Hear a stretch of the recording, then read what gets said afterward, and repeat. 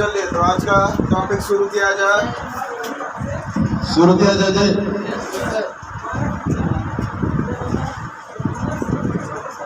आज का टॉपिक क्या है? Topic physics. चलिए फिजिक्स में शुरू किया जाता है। पिछले क्लास में हम लोग देख लिए थे, कहाँ तक? फ्लक्स देख लिए थे पिछले क्लास में। क्या देखे थे? फ्लक्स। फ्लक्स में देखे थे दो प्रकार का होता है, विद्युतीय फ्लक्स और चुंबकीय फ्लक्स। देख लिए थे। एक इकाई क्षेत्रफल से गुजरने वाले विद्युतीय बल रेखा की संख्या को विद्युतीय फ्लक्स कहते हैं, और एक इकाई क्षेत्रफल से गुजरने वाले चुंबकीय बल रेखा की संख्या को चुंबकीय फ्लक्स कहते हैं। याद हो गया?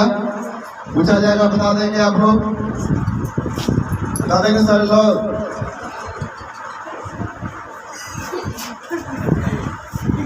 आगे देखते हैं आप लोग। आगे देखना है, आवेश से आ गया है। ठीक है, किससे? आवेश से। आवेश का ऐसा मात्रक होता है कूलम। क्या होता है? कूलम। हो गया? चलिए, आवेश का ऐसा मात्रक क्या मिल गया? कूलम। तो आवेश बराबर होता है, आवेश को डिनोट करते हैं क्यू से, क्या जिसे, और कूलम को सी से, और क्यू बराबर होता है फॉर्मूला आई। तो यहाँ से प्रश्न डाला गया है कि एक कूलम क्या है? एक कूलम क्या है? अब इसको कैसे डिफाइन करेंगे? क्लियर है? या फिर धारा से रिलेटेड पूछ दे। धारा, तो धारा का यूनिट क्या होती है? एम्पियर। क्वेश्चन आ गया, एक एम्पियर से क्या समझते हैं? तो धारा को आई से, तो इसी फॉर्मूला से Q बराबर आई टी। तो I बराबर क्या हो जाएगा? I बराबर Q बट्टा टी ना हो जाएगा जी। I बराबर Q बट्टा टी। अब यहाँ से दोनों का परिभाषा मिलने वाला है, एक एम्पियर और एक कूलम क्या है, याद कर लेना है। आवेश बदलाया गया था किसी पदार्थ के विद्युतीय प्रकृति ज्ञात करने के लिए। किसी पदार्थ के विद्युतीय प्रकृति ज्ञात करने के लिए जिस राशि का उपयोग करते हैं उसे क्या कहते हैं? आवाज नहीं आ रहा। क्या कहते हैं जी? आवेश कहते हैं। आगे आता है आवेश का ऐसा मात्रक क्या होता है? कूलम होती है। धारा किसे कहते हैं? सिंपल सा परिभाषा मिला था, बहने वाली चीजों को धारा कहते हैं। बहने वाली चीजों को, अब जो बह जाए, दूध बहेगा तो किसकी धारा होगी? पानी बहेगा तो, खून बहेगा तो, ये तो समझ में आ रहा है। तो यहाँ विद्युत से लेना देना है। किसको से? तो विद्युत में आवेश होता है, आवेश में इलेक्ट्रॉन होते हैं। तो इलेक्ट्रॉनों को सतत प्रवाह को या इलेक्ट्रॉन को बहने की दर को क्या कहते हैं? विद्युत धारा कहते हैं। याद हो गया? कोई पूछ दे बताओ बाबू, विद्युत धारा से क्या समझते हो? इलेक्ट्रॉनों को सतत प्रवाह को क्या कहते हैं? विद्युत धारा। धारा कैसे मात्रा है? एम्पियर होता है। धारा बराबर सूत्र क्या होता है? तो यहाँ से एक मात्रा का और निकल रहा है, कौन सा? आवेश का मात्रा, कूलम। आवेश का मात्रा और समय का मात्रा, तो कूलम पर सेकंड। प्रश्न आ गया, कूलम पर सेकंड किसका मात्रक है? कूलम पर सेकंड किसका मात्रक है? कूलम पर सेकंड किसके तुल्य है? क्वेश्चन मिल गया, कूलम पर सेकंड किसके तुल्य है? कौन चला गया? किसके तुल्य है? किसके तुल्य का मतलब हो गया किसके बराबर है। ऑप्शन देख लीजिए। Option number 1 capacity, option number B farad, option number C ampere, option number D joule. क्या आंसर हो जाएगा? कूलम प्रति सेकंड बराबर एम्पियर हो जाएगा। तो सही आंसर कौन सा? सी वाला। कोई दिक्कत? अब देखिए एक कूलम कैसे बोलेंगे, एक एम्पियर कैसे बोलेंगे। इसे हमें अगर परीक्षा में 2 मार्क्स का पूछ दे तो कैसे याद रखना है? एक कूलम तो अब फॉर्मूला में है Q बराबर IT। I क्या होता है? धारा। धारा की मात्रा एम्पियर। तो 1 एम्पियर लिख सकलियो है। समय की मात्रा 1 सेकंड लिख सकता है। क्लियर है? और आवेश की मात्रा 1 कूलम लिख सकता है। तो क्वेश्चन पूछा 1 कूलम क्या है? यहाँ से परिभाषा बन जाएगा एक से 1 कूलम बराबर 1 एम्पियर गुने 1 सेकंड। क्लियर है? किसका है ये लेना देना? इलेक्ट्रॉनों का। इलेक्ट्रॉन कहाँ बहता है? विद्युत परिपथ में। धारा में, विद्युत परिपथ में। क्लियर है? विद्युत वाले परिपथ में। परिपथ का मतलब हो गया रास्ता, तार को बोलते हैं। क्लियर है? तो कैसे बोलेंगे? जब विद्युतीय परिपथ में, विद्युतीय परिपथ में 1 सेकंड में 1 एम्पियर की धारा बहती है। जब विद्युतीय परिपथ में 1 सेकंड में 1 एम्पियर की धारा बहती है तो बहने वाले आवेश का मान 1 कूलम होता है। फिर कर लीजिए क्या बोला गया? जब विद्युतीय परिपथ में, जब विद्युतीय परिपथ में 1 सेकंड में 1 एम्पियर की धारा बहती है तो उसे 1 कूलम आवेश कहते हैं। याद हो गया? तो यहाँ पर वाला क्या मिल जाएगा? I बराबर Q बट्टा T। तो I बराबर Q बट्टा T। तो आवेश 1 कूलम ले सकते हैं, समय 1 सेकंड ले सकते हैं, तो धारा 1 एम्पियर हो जाएगा। धारा कितना हो जाएगा? तब फिर यहाँ बोलेंगे जब विद्युतीय परिपथ में, जब विद्युतीय परिपथ में 1 सेकंड में 1 कूलम की आवेश बहता है। जब विद्युतीय परिपथ में 1 सेकंड में 1 कूलम के आवेश बहता है तो बहने वाली धारा का मान 1 एम्पियर होती है। हो गया? क्या बोला गया? जब विद्युतीय परिपथ में 1 सेकंड में 1 कूलम की धारा बहती है तो बहने वाली धारा का मान 1 एम्पियर होता है। क्या क्लियर है? जब विद्युतीय परिपथ में 1 सेकंड में 1 एम्पियर की धारा बहती है तो आवेश का मान 1 कूलम होता है। यहाँ धारा का मान है, यहाँ आवेश का मान है। बोले धारा और आवेश से रिलेटेड इस पे 2 क्वेश्चन क्लियर है। अब आ जाइए आगे। आगे क्वेश्चन में मिला है धारिता। क्वेश्चन नंबर कौन सा हो जाएगा बाबू? क्वेश्चन नंबर आपका 13 है। Question number 13। अभी आप अच्छे से समझ लीजिए और जिनके पास लिखा हुआ नहीं है जिसका PDF के लिए आप टेलीग्राम पे चले जाएंगे।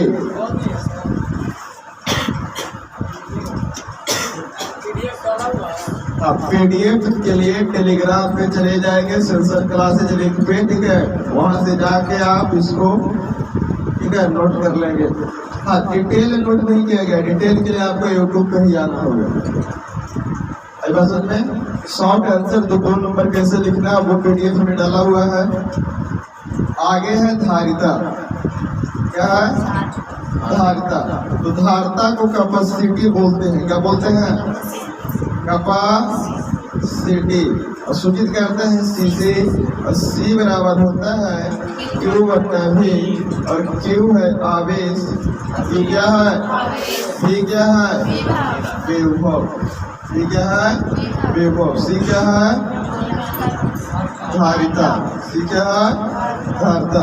एक सी से कैपेसिटर भी होती है, सी से कैपेसिटर का मतलब संधारित्र भी, और सी से कैपेसिटी भी, धारिता भी। तब इसे याद कैसे रखें? समस्या ये है, समस्या ये है कि यार किसी चालक में, इसमें जोड़ देना है, किसी चालक में विभव के वृद्धि के लिए, अब यहाँ पर कुछ नहीं है तो एक इकाई जोड़ देंगे, क्या जोड़ देना है, एक इकाई विभव में क्या चीज के लिए, वृद्धि के लिए जितना आवेश की आवश्यकता होती है उसे उस चालक का धारिता कहते हैं। बोले परिभाषा है,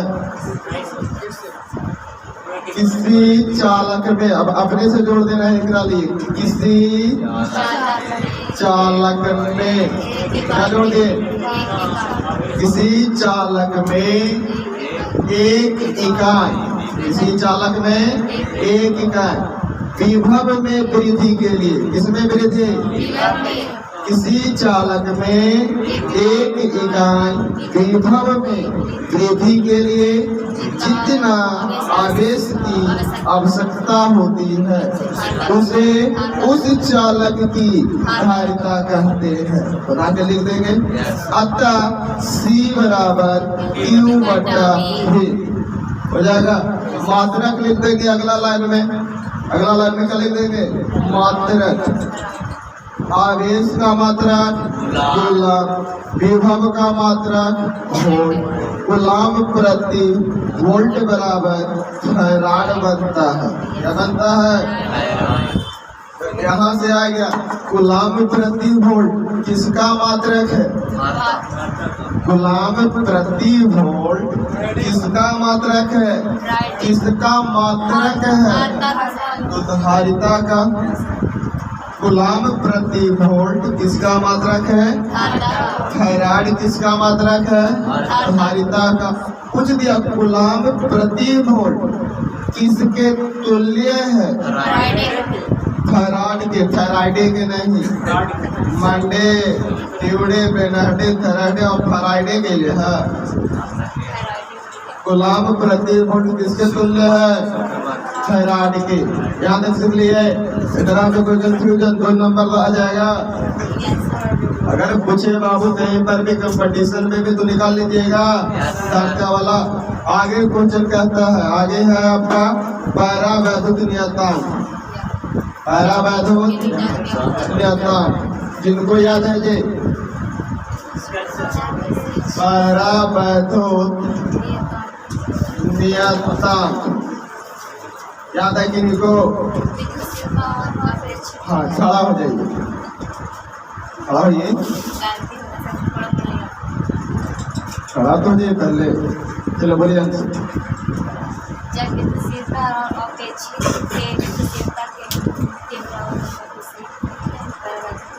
सही आंसर है जी, सही है। क्या बोला गया है, विद्युतशीलता, विद्युतशीलता और आपेक्षिक विद्युतशीलता के अनुपात को पैरा वैद्युत नियतांक कहते हैं, जिसको अंग्रेजी में पैरा, बैठ जाइएगा, पैरा वैद्युत नियतांक का इलेक्ट्रिक कांस्टेंट कहा जाता है। क्या इलेक्ट्रिक कांस्टेंट क्या कहता है, क्वेश्चन पूछ देगा, वाटो मीटर इलेक्ट्रिक कांस्टेंट। यहाँ पर मिल जा रहा है, क्या मिल जा रहा है, अपसीला आर बराबर अपसीला बट्टा अपसीला नोट। यहाँ से पूरा परिभाषा क्लियर हो जा रहा है, क्लियर है। अपसीला बराबर है, क्लियर है। इसी को लिखोगे बाबू, चेंज करोगे तो अपसीला नोट बराबर अपसीला बट्टा अपसीला आर भी लिख सकते हैं। चेंज करेंगे तो फॉर्मूला ड्राइव करेंगे तो बन जाएगा अब ये क्या है, एप्सिला क्या है, इसी को बोलते हैं विद्युतशीलता। विद्युतशीलता। जीरो लग गया तब शीलन नोट, अंग्रेजी में इसी को बोलते हैं इपसीलन। हाँ, इपसीलन क्लियर है। इसको जीरो लग गया तो इपसीलन नोट बन गया, अपसीलन नोट बन गया। को देखा, इन नोट को हिंदी में यहाँ से आ गया विद्युतशीलता नियतन। क्या बोलते हैं, नियतन। क्लियर है। यहीं से पूरा परिभाष आ रहा है। बट्टा को क्या कहते हैं, अनुपात कहते हैं। कि बट्टा को क्या कहेंगे, अनुपात। तो इसका आंसर क्या मिलेगा, विद्युतशीलता और विद्युतशीलता नियतांक के अनुपात को परावैद्युतांक कहते हैं। क्लियर है। विद्युतशीलता और विद्युतशीलता नियतांक के अनुपात को परावैद्युत नियतांक कहते हैं या परावैद्युतांक कहते हैं। क्लियर है, क्लियर है। तो देखा अगला क्वेश्चन देखिए, अगला में क्या है, विद्युत धारा। विद्युत धारा तो अभी पढ़ लेंगे बाबू। धारा में बताया गया बहने वाली चीजों को क्या कहते हैं, धारा कहते हैं। बहने वाली चीजों को धारा कहते हैं। अब दूध बहेगा तो दूध की धारा, पानी बहेगा तो पानी की धारा, खून बह रहा तो खून की धारा। क्लियर है। कोई दही बहा दिया तो दही की धारा, कोई तेल बहा दिया तेल की धारा तुम्हारा। अब कोई इलेक्ट्रॉन बहा दिया तो इलेक्ट्रॉनों की धारा। और इसी को बोलते हैं विद्युत धारा। कि जब किसी परिपथ से, अब हम लोग पढ़ेंगे, इसमें होता है प्रोटॉन भी, इलेक्ट्रॉन भी और न्यूट्रॉन भी। अब इसमें इलेक्ट्रॉन भरा हुआ है, क्या है, और इलेक्ट्रॉन लगातार बहना क्या कर दिया, शुरू कर दिया, लगातार बहना शुरू कर दिया। क्लियर है। और इसी टेंडेंसी को हम लोग बोलते हैं, क्या बोलते हैं, विद्युत धारा। क्या कहते हैं, इसको आई से, और इसका यूनिट आ गया था एम्पियर। कैसे मिला था, तो आई बराबर क्यू बट्टा टी से मिल गया था। कूलम प्रति सेकंड बराबर ही मिला था एम्पियर। क्लियर हो गया। अब इसी में कह रहा है, क्या कह रहा है, कि ये इलेक्ट्रॉन है, क्या है, इलेक्ट्रॉन। तो इलेक्ट्रॉनों को सतत प्रवाह को इलेक्ट्रॉन दाम 1600 मीटर के रेस दौड़ना शुरू कर दिया। तो तुम्हारा लगातार भागे जा रहा है, भागे जा रहा है, भागे जा रहा है। तो क्या बन गया, विद्युत धारा, सतत प्रवाह हो गया। और एकरे में एगो दोस्त है, इसका एगो दोस्त है। कहते तुम दौड़े थे, हर बेटा तोरा बतला देंगे। और तुम्हारा पीछे में जाके टंगरी मार दे। क्लियर है। पीछे में टंगरी मारेगा तो इलेक्ट्रॉन नाक के बल्ले गिरेगा कि नहीं गिरेगा, गिरेगा ना। आप दौड़ रहे हैं, कोई पीछे में टंगरी लफा दे, आग मारी गिर जाएगा, लड़का गिरेगा ना। पतला दे रे भोसड़ी वाला मार दे, टंगरी मार रहे हैं। पसंद में रहा। तो इसी को क्या रखे, किसको अगला क्वेश्चन आ जाता है इसी से, कि जब किसी चालक से ये विद्युत धारा तो क्लियर हो गया। अगला आ जाएगा प्रतिरोध। क्या मिलेगा, प्रतिरोध, जिसको बोलते हैं रेजिस्टेंस। अब यहाँ पर समझेंगे रेजिस्टेंस वाले टॉपिक को ध्यान से। क्लियर है। प्रत्येक टॉपिक को आपको विस्तार पूर्वक समझाया जा रहा है। प्रतिरोध क्या बन गया, जब किसी चालक से विद्युत धारा प्रवाह होता है, विद्युत धारा, और बीच में उसे कोई क्या करने वाला आ गया, रोकने वाला, उसका क्या कर दिया, विरोध कर दिया। क्या कर दिया,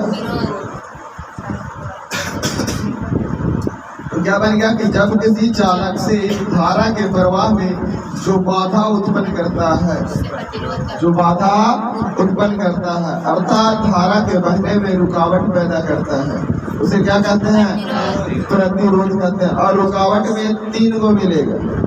रुकावट में जैसे एक चालक में तो एक प्रतिरोध वाला में मिल गया, जिसमें चालक में मिल गया, हो सकता है संधारित्र में हो जाए, हो सकता है कुंडली में हो जाए। लगा तो एक में बोले थे कि यदि चालक में रुकावट पैदा करे, एकरा में चालक में क्या कर रहा है? रुकावट अर्थात बाधा उत्पन्न कर रहा है, तो क्या कहलाया? और यदि कैपेसिटर होता, क्या होता? और इसमें जो धारा का प्रवाह था एक में जाकर रुकता है, रुका हो, आगे ब्रेक लगा हो, रोक कौन सकता है? तो कुछ ऐसी वस्तुएं को लगा दिए जिससे जो धारा है वो आसानी से बहना बंद कर दिया। क्लियर है? तो उसी को बोलते हैं, वो एक मटेरियल आता है, क्या आता है? मटेरियल, ठीक है, जिसकी चालकता कम होती है, जिसकी चालकता कम होती है, जिससे इलेक्ट्रॉन आसानी से न बह सके, वैसे पदार्थ वाले को डाल दिए, बस इलेक्ट्रॉन कम बहना शुरू कर देगा, और वही बनता है प्रतिरोध। क्लियर है? अब कहता है कि चालक से, किस चालक से? कौन सा चालक हो गया? संधारित्र से। अब यहाँ पर याद रखेंगे, बहुत ही इंपॉर्टेंट क्वेश्चन है। जब किसी संधारित्र से बहने वाली धारा में धारा का जो विरोध उत्पन्न करता है या धारा में जो बाधा उत्पन्न करता है, क्या कहलाता है? बताइए। जब किसी संधारित्र में धारा के प्रवाह में जो बाधा उत्पन्न करता है वह क्या कहलाता है? वो प्रतिरोध नहीं कहलाएगा, प्रतिरोध जैसा हो।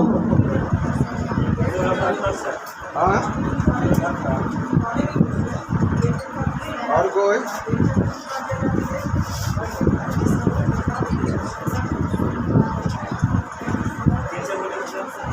जब किसी संधारित्र में धारा के प्रवाह में जो बाधा उत्पन्न करता है उसे क्या कहते हैं?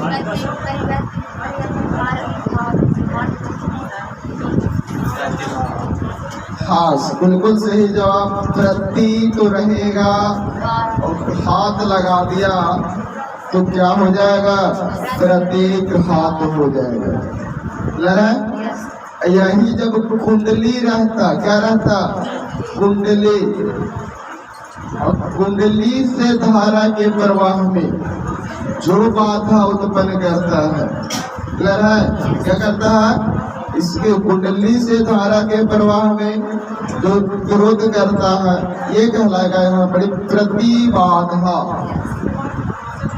प्रतिबाधा और तीनों प्रतिरोधे है, प्रतिबाधा, प्रतिरोध, प्रतिघात। और समझ में आ रहा? प्रतिरोध प्रतिक्रोध में लग गया, प्रतिघात प्रतिक्रोध में लग गया, प्रतिबाधा। क्लियर है? तो याद सिंपल सा है, रोध का मतलब है चालक में मिलेगा, रैखिक चालक में मिल जाएगा, ठीक है। नॉर्मल सर्किट, घात लगेले हैं तो संधारित्र में, और बाधा पहुंचने है तो कुंडली में। समझ में आ रहा है? याद हो गया? पूछ देगा प्रतिघात किसे कहते हैं, बता दीजिएगा। क्लियर है? प्रतिघात। अब एकरा में, ठीक है, एकर प्रतिबाधा को प्रतिघात संधारित्र कह लेता, तो इसको एक से सी से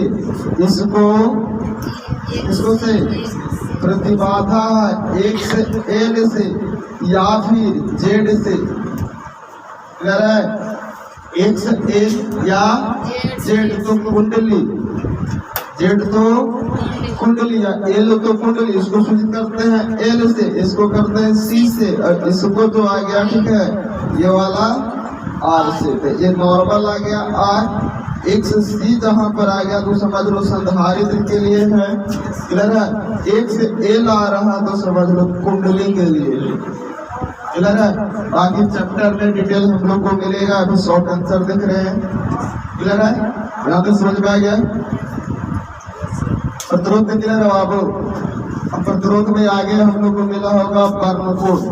प्रतिरोध का बार्नकोड क्या मिला था, याद है?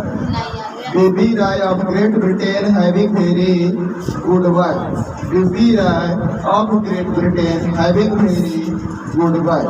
कि प्रतिरोध में 4 रंग की पट्टियां होती है, धारियां होती है।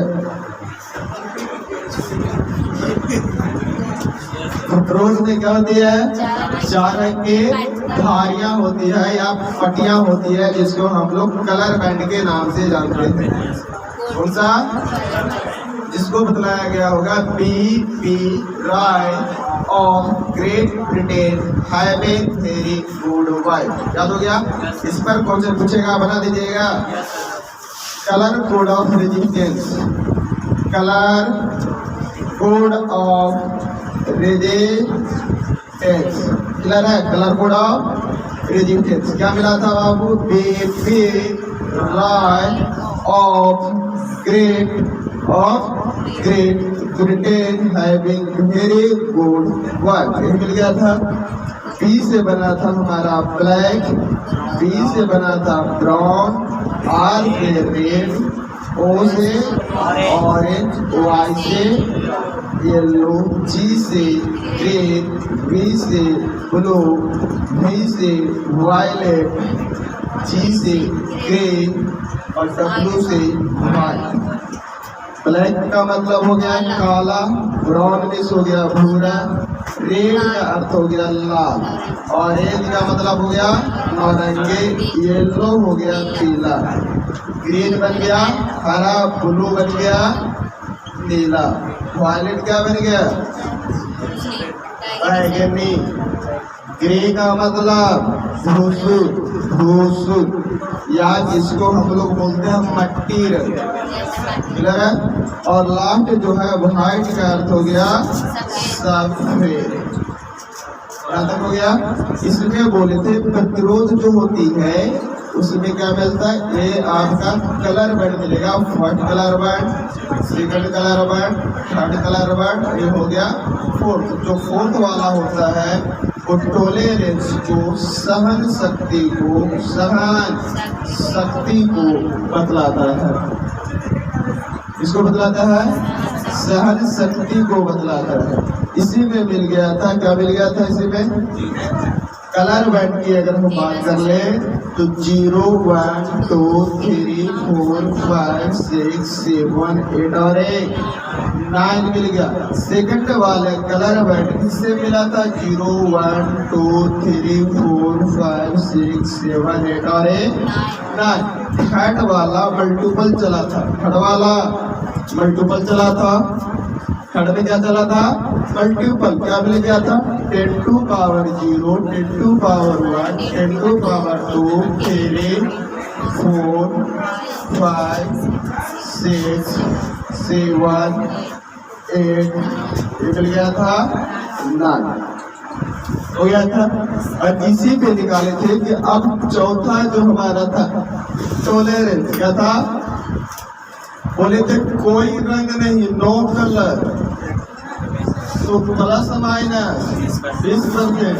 सिल्वर मिल जाए प्लस माइनस कितना? 5%। गोल्ड मिल जाए प्लस माइनस, और ऑरेंज अगर मिल जाए प्लस माइनस 3%। ये बोले थे।